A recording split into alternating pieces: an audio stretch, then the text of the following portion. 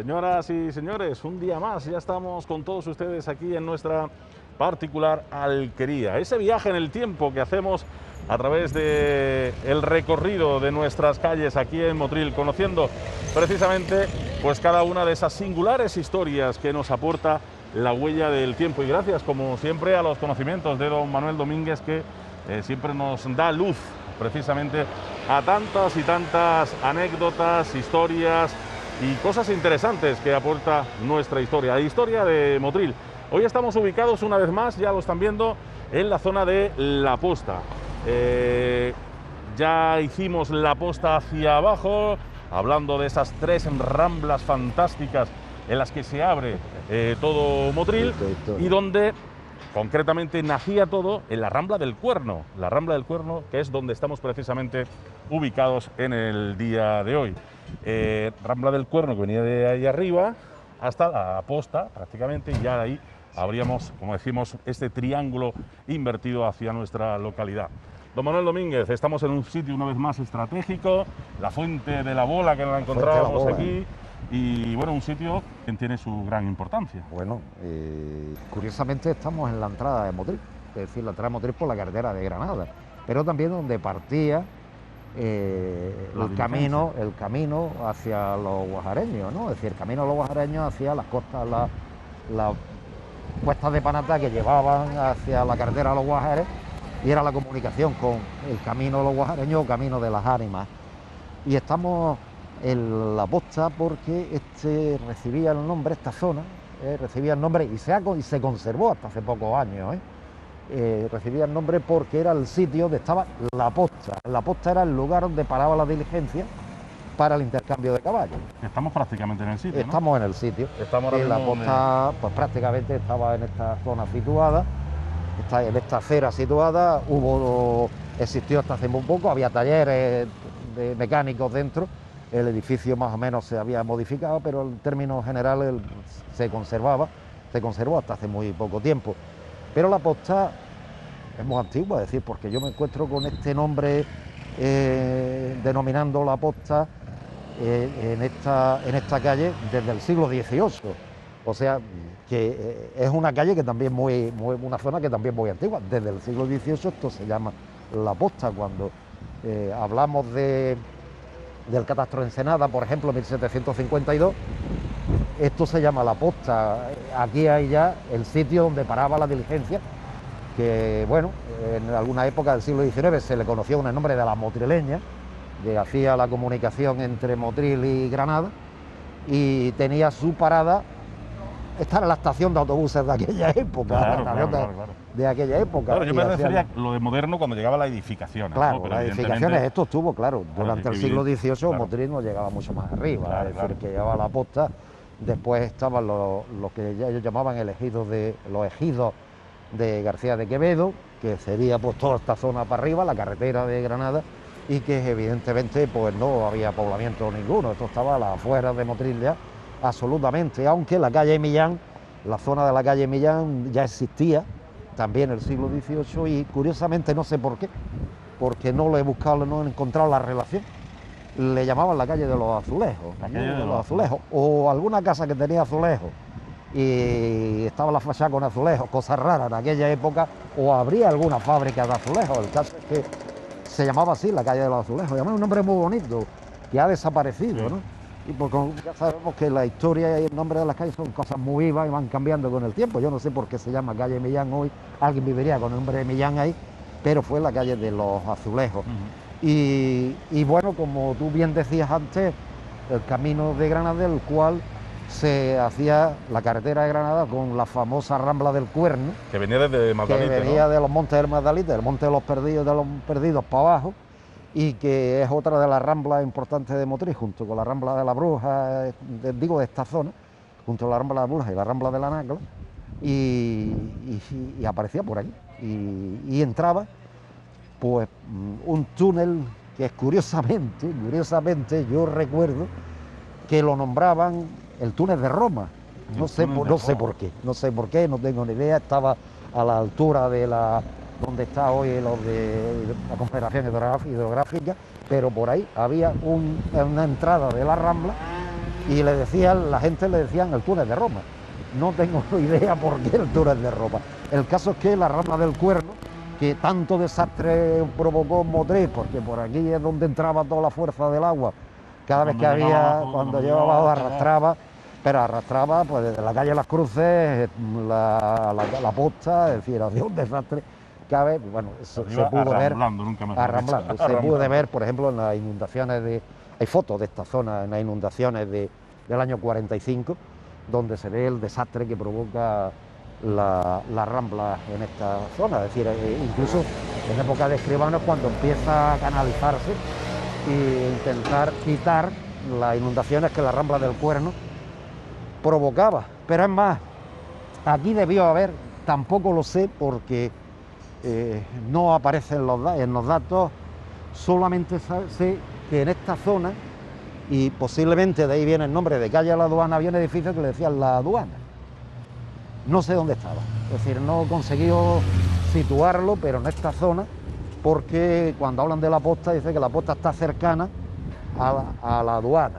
Y la aduana tampoco sé qué significa, si era una aduana de azúcar, una fábrica de azúcar, si era una aduana de fielato de impuestos o algo por el estilo, pero le llamaban aduana y curiosamente desaparece después ya no hay continuación de ese nombre, pero sí se ha conservado el nombre de la calle de la Aduana. La calle Aduana, ¿no? Y claro, debió estar por aquí. Y una de estas calles, que seguramente es una de estas calles que comunicaban seguramente esta zona de la Posta con la calle de Las Cruces, le decían la calle del Horno del Cuerno. ¿Esta? Esta debió ser. Ah, esta. Esta debió ser alguna de las calles, la calle del Horno del Cuerno, que comunicaba la Posta, la zona de la Posta con la calle de Las Cruces, que hoy no existe. Y fue muy famosa también, porque el horno del Cuerno, que yo, claro, el horno del Cuerno viene de la Rambla del Cuerno. Claro, evidentemente, a lo mejor olvidado algún horno. Claro, un horno de pan que además pertenecía a García de Quevedo, a este mismo que tenía mucha tierra por este lado.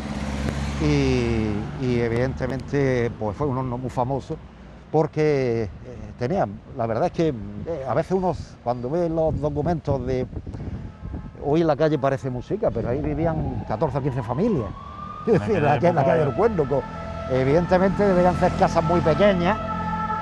La calle de la Rambla del Cuerno estaría prácticamente enfrentada con el camino de los guajareños, es decir, que sería seguramente, porque de la Rambla del Cuerno comunicaba al camino de los guajareños, o sea que estaríamos prácticamente enfrente. Y esta calle hay algunas fotos de esta calle de principio del siglo XX, nada que ver con lo que hoy, ¿eh? ¿Y por qué se llama Cruces de San Antonio? Por una razón muy sencilla. Había cruces, había en la lateral derecho, subiendo en el lateral izquierdo, había hornacinas con un Vía Crucis pintado en la hornacina hasta San Antonio. Era el famoso Vía Crucis de San Antonio, que recorría pues prácticamente la calle. La última de las hornacinas había varias, ¿no? Sí, había varias. Había hornacinas para un Vía Crucis. No recuerdo cuántas cruces son necesarias el Vía Crucis, pero es el Vía Crucis de San Antonio. Y por eso se llama calle de Las Cruces de San Antonio. Las Cruces de San Antonio. Las Cruces, ¿no? Claro, la calle de Las Cruces. Había ubicadas varias, claro, donde la gente, curiosamente, por esta calle donde contaban las leyendas. Estamos hablando de que la ermita es siglo XVII. Sí, la ermita del siglo XVII. Pero en esta calle contaban que la procesión de ánimas que yo he contado alguna vez de las leyendas motrileñas bajaba por esta calle, subía por la calle Piedrabuena y bajaba por esta calle haciendo el famoso Vía Crucis de San Antonio, pero lo normal es que la gente lo hiciera al revés. Claro. Era de abajo hacia arriba, no de arriba hacia abajo, ¿eh? Pero las ánimas, según la leyenda, bajaban haciendo el Vía Crucis hacia abajo, ¿eh? El caso es que yo recuerdo, y hay algunas fotos, de algunas de las hornacinas de esta calle con las cruces pintadas, ¿no? Eran cruces pintadas en marrón, era una hornacina, una pared pintada, no eran pintadas, por lo menos la que se conservó era las cruces. Y esta calle fue una calle muy popular, estas son calles muy populares que terminaba justo en la esquina de Piedrabuena. Esta calle no iba más arriba de Piedrabuena, de la esquina de la calle Piedrabuena, más para arriba de la calle Piedrabuena no había nada. Ya no había nada, claro. nada más que la ermita, y la ermita estaba considerada que estaba a las afueras de Motril, absolutamente a las afueras de Motril. Era ermita sitio de excursión, ermita San Antonio y San Nicolás sitio de excursión de los motrileños. La Nacla. Era el peregrinaje, ¿no? Sí, o sea, era San Antonio, San Nicolás y la Nacla, el sitio del recreo de los motrileños. Y la calle de las Cruces pues tiene una historia larguísima, ¿no? Es decir, la historia de la calle de las Cruces de San Antonio. Seguramente el nombre a partir del último tercio del siglo XVII, cuando los portugueses de Motril, algunos vecinos portugueses de Motril deciden pedirle al ayuntamiento que les permita construir una ermita en el camino de Granada. Claro. Porque casi todas las ermitas, como San Antonio o la antigua San Sebastián y tal, se construían a la afuera, es decir, a la salida de las ciudades, ¿no? Era como especie de faros vocacionales, ¿no? Y San Antonio se construye al final de esta calle, famosa romería de San Antonio, donde evidentemente decían que San Antonio, las mujeres solteras le iban a pedir el novio a San Antonio de Padua, que es una tradición. Curiosamente San Antonio de Padua lleva un nombre italiano, ¿no? Padua, ciudad de Padua en Italia, claro, pero era un santo con mucha devoción en Portugal. Por eso que los vecinos portugueses, seguramente de Motril, construyen esta ermita, que está terminada de construir a finales del siglo XVII. Nuestro recorrido en esta zona donde nos encontramos comenzaba en la zona de la Posta. Recordarán el programa anterior, conociendo esa zona de la Posta, donde precisamente es entrada y salida de Motril, donde la diligencia se paraban precisamente ahí en esa zona, donde repostaban, nunca mejor dicho, donde estaban todos los caballos. Y por supuesto hemos conocido, bueno, pues esa zona, bueno, pues todo ese ejido de González de Quevedo, de García Quevedo, perdón, hacia arriba. Conocíamos, bueno, pues toda esa zona, entramos por la calle Cruces. Hemos conocido también el porqué, el nombre de la calle Cruces, que muchos de nosotros no lo sabíamos, sobre todo porque había colocado a lo largo de toda esta calle pues diferentes hornacinas con diferentes cruces, numerosas cruces a lo largo de toda esta calle, cruces que estaban pintadas pues para hacer el Vía Crucis. Vamos a seguir nosotros en la calle Cruces hacia arriba y lógicamente llegaremos, como no, a la ermita de San Antonio del siglo XVII, aunque luego volveremos por la calle Piedrabuena, que también tiene mucho que contarnos hasta llegar a la calle Carretas. ¿Qué tal si nos acompañan en este también viaje aquí en nuestra alquería?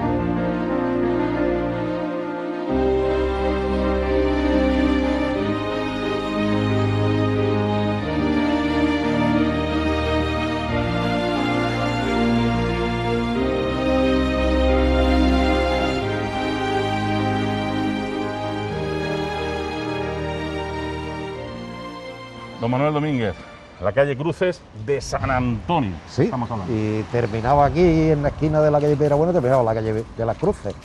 Y empezaba, la calle, ¿no? Empezaba el camino de San Antonio, que no la calle, porque como decía antes, había una calle paralela a la Posta, entre la calle de las Cruces y la calle Piedrabuena, que era calle de San Antonio, pero aquí terminaba y empezaba el camino de San Antonio.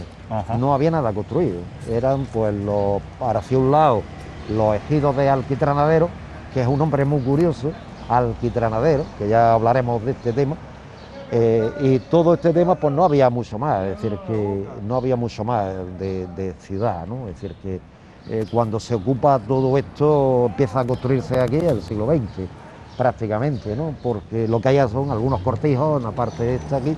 Fijaros que, por ejemplo, lo citábamos cuando se construye el Julio Rodríguez, el Instituto Julio Rodríguez, lo que había alrededor era carpeta, no había otra cosa. Y la urbanización de Motril terminaba aquí, camino de San Antonio, y la calle de la Piedrabuena, que también terminaba, confluían las dos, Cruces y Piedrabuena confluían en esta esquina que estamos ahora mismo, que es una de las esquinas más curiosas de Motril, porque confluyen justo en ángulo dos calles muy populares de Motril, la calle Cruces y la calle Piedrabuena. Incluso vemos algunas fotos aéreas de los años 60, de principios de los 70, donde no hay nada, no hay, pues prácticamente no existe nada más que algún cortijo aquí a las afueras y poco más, ¿no? Es decir, no hay construcción, la urbanización es posterior, ¿no? Se ve claramente, ¿no? Cuando ves los elementos arquitectónicos, es nuevo todo, ¿no? Pero aquí veníamos los motrileños y hay muchas fotos, hay algunas fotos de la romería de San Antonio de principios del siglo XX, hay fotos de la romería de San Antonio. Y San Antonio estaba a la afuera, es decir, cuando hablamos de San Antonio es que estaba un sitio muy alejado del centro de Motril. Es decir, que cuando la gente decía vamos a San Antonio, vamos a San Nicolás, que estaba un poquillo más para arribilla, pues era como ir había que prepararse. Habría que echar el bocadillo. Había que echar el bocadillo. Yo recuerdo porque la ermita de San Antonio en ruina, fijaros, sí, que la recuerdo perfectamente, ¿no? Y además se puede ver, ¿no? Es decir, que a partir de la calle de las Cruces, que esto era un camino, y allí al fondo del camino, con el Cerro Gordo detrás, teníamos la ermita de San Antonio. Curiosamente, fijaros, ermita San Antonio, por esta zona de salida a Motril, también, el camino de Granada, la ermita de las Angustias para el otro lado, el camino para Taura, la San Sebastián a la otra salida de Motril por el sur, San Antón por la salida de Motril en la zona de Capuchino, es decir, y la Virgen de la Cabeza salía a Motril por la carretera de la playa. Teníamos los puntos estratégicos. Claro, y además en alto, casi todas, claro, casi todas en alto, ¿no? O en sitios muy visibles, ¿no? Pero sí que es verdad que este es el famoso camino donde se... Cuando en Motril era muy fácil mandarte a las pitas. Efectivamente. Cuando se ponía uno tonto, te mandaban a las pitas rápidamente. Rápidamente. Y es verdad que hay pues toda esta historia de la romería, de la construcción, de esa vocación portuguesa. Fijaros que en Motril hay una calle que se llama Calle de los Portugueses, en la calle de las Cañas, a la que sube para la Esparraguera. Calle de los Portugueses, pues seguramente vecinos de esa calle, de ascendencia portuguesa, pues construyeron su ermita. Igual que los vecinos gallegos de Motril crean la cofradía de los gallegos en la Virgen de la Cabeza. Los portugueses concretamente eran también muy vocacionales en eso, sí, ¿no? Sí, y sobre todo con San Antonio de Paula. Este santo que digo que en Motril no aparece hasta el siglo XVII, ¿no? A finales del siglo XVII. Pero se ve claramente como todo esto es construcción nueva. No ha habido construcción aquí hasta los años 60, que se construyen las primeras casas del lateral del camino de la izquierda, subiendo a la izquierda, las primeras casas. Se construye la primera urbanización, consiguen quitar toda la fila de chabolas que había ahí, pues una cosa terrible. En el Motril de los 60, yo lo recuerdo haber visto todas las chabolas que había ahí y al final consiguen un poco mejorar la vida de los motrileños y convertir esto pues... Claro, porque era una zona muy humilde. Muy humilde, había hasta lepra. Lo recuerdo porque los agustinos, estuvimos con los agustinos ayudando a mucha gente mayor. Veníamos los fines de semana a traerle algunos alimentos a gente mayor que vivía aquí, los niños de los agustinos, que vivían aquí en las chabolas. Yo recuerdo haber entrado en algunas chabolas y un día fui a entrar a una y me dice, ahí no entra. Ahí no entra, me dice uno de los vecinos que ahí hay lepra. Mira que la lepra no es contagiosa, pero era una enfermedad de pobres, de miseria. Claro. Y eso era, había una charca ahí de agua infectada donde los niños que vivían aquí se bañaban. Y digo, por Dios, voy a bañarte en esto, ¿no? y aquello, gracias a Dios, pues todo eso desapareció, se mejoró la vida de los madrileños. Sí, porque Y estamos desapareció. hablando... No, estamos hablando, pues bastante reciente, estoy hablando bastante reciente. 14 años, cuando tenía yo 14, 15 años, estoy hablando pues del 65, 66, cosas así, que todavía se conservaba infravivienda en Motril. Bueno, y esta... Sí, no, y existen documentos gráficos, Claro, bastantes fotografías de toda esta zona. Y el Barranco de las Monjas y esta zona de infravivienda en Motril, que es terrible. Cuando hablamos de que Motril es una ciudad difícil, complicada, de mucha tensión, eso también es lo que ha dificultado que Motril no se haya lanzado antes, ¿no? Sí, no yo haya creo que sí. resurgido antes, ¿no? Ha sido una ciudad que la tensión social ha sido muy grande, ¿no? Y es posible. La guerra y la Sí, guerra entre familias también. Pero vamos, entre, si eso a se nivel ve, político, a nivel claro, cuando laboral. se ve muy bien, ¿no? Es decir, cuando uno repasa la historia del siglo XIX, es la cantidad de enfrentamientos, ¿no? Es decir, la polarización, ¿no? Pero al principio no entre la gente pobre, ¿no? Sino muchas veces entre las propias familias para dominar el poder. Pero también hay gente pobre, cada vez que hay hambrunas y tal, la gente se echa a la calle desesperadamente, ¿no? Y manifestaciones laborales. claro, y cuando empieza el siglo XIX, esto se dispara, ¿no? Mientras que las fábricas dan trabajo, vale, y cuando dejan de dar trabajo porque la caña se hiela o porque bajan los precios de la caña, entonces se fabrica más barato y tal, empiezan los problemas, ¿no? Y además es una ciudad pues que... Y que no estaba tan diversificada como ahora en el producto agrícola, me refiero. Antes era sota, caballo y rey. Sí, antes era caña de azúcar, después el algodón y después volvieron a la caña de azúcar, no había mucho más, ¿no? No había mucho más. Y aquí estaba, pues desde aquí se veía este lateral del Parque San Antonio, el lateral izquierdo, el primero que se construye. Este lateral, este centro era todo chabola. Este centro era todo bien. Y San Antonio en alto, es decir, San Antonio incluso da la impresión, por lo que se ve en la foto y lo que yo puedo recordar, que San Antonio estaba más en alto, tenía como dos especies de muros delanteros y hacían que San Antonio estuviera elevado, ¿no? Una ermita que se ha restaurado hace poco, ¿no? Sí. Esta ermita se quema en la época de la Guerra Civil y desaparece prácticamente, y es curioso porque hay fotografías de año 37 o 37, debe ser la foto 37, 38, donde está prácticamente destruida, ¿no? La ermita, y estuvo mucho tiempo sin restaurar. ¿Destruida también en la época de la guerra? ¿O? Sí, en la buena época de la guerra, sí, se quemó en el 36. Y en Motril, el otro día lo comentaba, no tiene la suerte de que regiones devastadas... ¿Esta ermita no se relaciona con terremotos ni...? No, bueno, con terremotos siempre. Siempre. Decir, aquí es que... Pero San Antonio todos los santos del mundo. Normalmente, en este tipo de catástrofes naturales, los motrileños tienen dos patrones básicos, ¿no? Que es la Virgen de la Cabeza y el Nazareno. Pero en otras épocas, en otros momentos, pues recurren a todos los santos había y por haber. Claro, es decir, no, si te pilla aquí al lado, pues... sí, que evidentemente está claro. La situación era tan difícil, ellos lo tenían tan difícil, que evidentemente San Antonio, Santa Ana, San Matías, Santo Tomás, y quien fuera, San Sebastián, San Roque, con tal de salvarle, pues, de agarrarse... ¿Tuvimos incluso una San Inmaculada? ¿O no? No. Motril hizo un voto a la Inmaculada Concepción en el siglo XVII, ¿no? Sí, que la eligieron como patrona de Motril, curiosamente, ¿eh? Por eso me suena a mí algo sí. de... La eligieron a la Inmaculada, la eligió la Virgen Inmaculada, la eligieron como patrona de Motril y protectora de Motril. Pero más tendiendo a modas externas que sí, es que en el internas, siglo ¿no? XVII hubo una época en que se promocionó mucho el tema de la Inmaculada Concepción por parte de la Iglesia, y hay un documento que se conserva donde Motril hace un voto, el Ayuntamiento de Motril hace voto a la Inmaculada Concepción como patrona de Motril y protectora de Motril, pero la vocación a la Virgen de la Cabeza es la que no ha desaparecido, ¿no? Somos herederos de una vocación de siglos, ¿no? En el caso de la Virgen. Fieles, ¿no? Sí, herederos de la vocación de siglos, la Virgen de la Cabeza.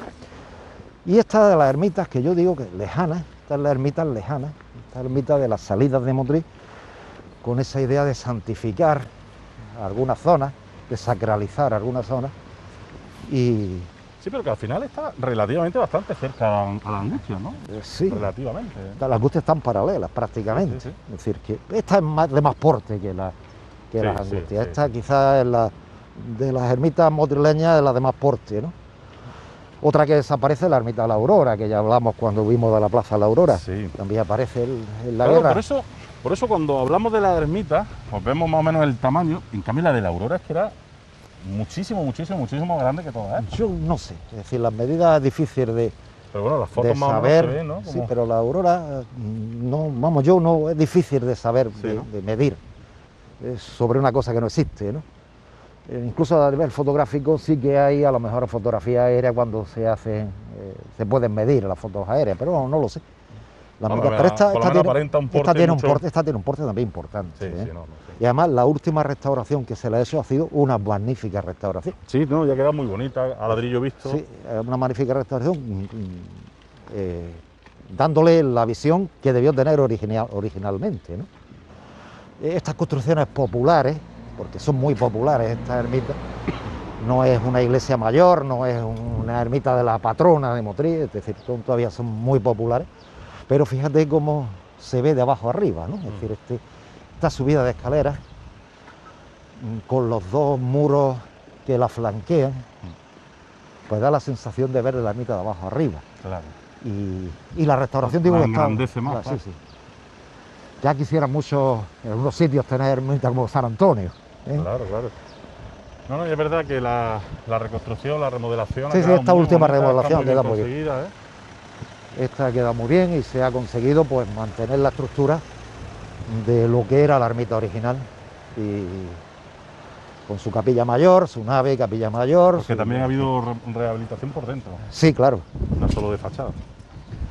Pero en términos generales han conseguido muy bien restaurar un edificio como este, que además es muy antiguo. Estamos hablando de segunda mitad del siglo XVII, no del siglo XX. Y de una categoría de edificio que, aunque no es arquitectónicamente nada del otro mundo, pero sí para los motrileños es nuestro patrimonio y tiene una importancia muy grande, evidentemente. Pero mira lo que yo te decía, Alberto, faro de Motril, mira alrededor. Hoy porque hay casas por este lado, pero el mar al fondo, la zona del Cerro Toro, al fondo el Cerro Gordo, por este lado estaría la ermita de las Angustias. Hoy no se ve porque están las casas, las construcciones, pero la visión impresionante, ¿no? Aquí podíamos contar otra historia magnífica de todos estos montes que estamos viendo. Aquí se podían ver los piratas cuando venían, claro. Cuando venían los barcos a atacar a la costa de Motril, ¿no? Esta visión impresionante. Sí. Ha quedado preciosa. Sí, ha quedado muy bien, la restauración muy bien, de ladrillo. Visto que los cajones de mampostería tapados, como se hace, las puertas con sus voladizos en la parte superior. Es verdad que es muy sencilla de construcción, el cimborrio, que es la parte que cubre la capilla mayor, la parte que es más alta, y ha quedado muy bien. Y los contrafuertes, que son muy típicos de este tipo de ermitas, un contrafuerte, otro contrafuerte y otro contrafuerte, que son los que sostienen la estructura de la nave principal, ¿no? Claro. Y además, muy bien trabajar en ese aspecto, ¿no? Aquí pues se ha elegido un modelo de restauración que es como debe ser, no tapar los ladrillos al completo, sino dejar el ladrillo visto y los cajones de mampostería tapados, eso sí. Estas iglesias se construyen siempre con ladrillo y piedra, y sitios estos rectangulares son los de piedra, claro. Lo que hay detrás son piedras irregulares, y eso se tapa, y esta visión de ladrillo y piedra es muy bonita. Cuando a alguien se le ocurre tapar todos estos ladrillos, cuando uno empieza a gritar, decir, ¿qué estáis haciendo, no? ¿Cómo han hecho en otros sitios? En otros sitios. Y ahora aquí se ha hecho bien. Se ha hecho muy bien. Es decir, la historia que tiene esto, ¿no? La historia hasta tal punto tiene historia que el Cerro de la Nacla tuvo un poblado de la edad del cobre y del bronce, ¿eh? Ah, sí. Sí. Ha desaparecido con las obras de cuando empezaron a sacar las piedras, pero han quedado restos de que hubo poblamiento en la Nacla de la época del cobre, ¿eh? Es decir, que hubo poblado ahí, porque quizás el Motril más antiguo estuvo ahí. Y la Nacla, que es uno de la zona más conocida de Motril. Tan antigua es que era de la reina Aiza, la madre de Boabí, era de los Reyes Moros de Granada. Y cuando los Reyes Moros de Granada... Una finca particular, ¿no? Sí, una finca particular, se la expropia, la corona se la expropia, ¿no? Y Cerro Gordo, ¿no? Cerro Gordo, otro de los montes típicos de Motril, que corona Motril al norte siempre, ¿eh? Cerro del Toro y Cerro Gordo son los montes más conocidos de Motril. Y Sierra Lujar al fondo, que es la que cierra. Y toda esta serie de montes, que como se ve rodea perfectamente Motril, que ha mantenido pues esta climatología que tenemos en Motril, porque todos estos montes que rodean Motril que impide que entren los vientos fríos del norte. Claro. Sí, una zona estupenda, fantástica, donde, bueno, se ve prácticamente toda esta zona que estamos viendo, pero también, como decíamos, el mar de Motril. Vigía de todo Motril, vigía de la ciudad, vigía del mar, en un sitio de privilegio donde se encuentra esta ermita de San Antonio, que ha quedado fantástica. Nosotros nos vamos a quedar hoy aquí, en este segundo tramo del recorrido que estamos realizando. En nuestra próxima edición volvemos un poquito más para abajo, volvemos hasta la calle Piedrabuena y vamos bajando de nuevo por esta calle hasta llegar a la zona, a la calle Carretas concretamente. Así que nada, espero que hayan disfrutado una vez más de nuestro Motril, del Via Crucis que hemos hecho por la calle de las Cruces. Hemos conocido su nombre, hemos recordado todas esas chabolas que teníamos precisamente en esta zona del Camino de San Antonio. Hemos llegado hasta San Antonio, hemos recordado esta ermita, un poco su historia, y de camino ver este paraje tan fantástico. Gracias por seguir con nosotros, como siempre, fieles a nuestra alquería, aquí en la televisión de Motril, con los comentarios siempre de calidad suprema de nuestro don Manuel Domínguez, nuestro cronista oficial de Motril. Les esperamos la semana que viene. Gracias por su atención. Hasta la próxima. Adiós.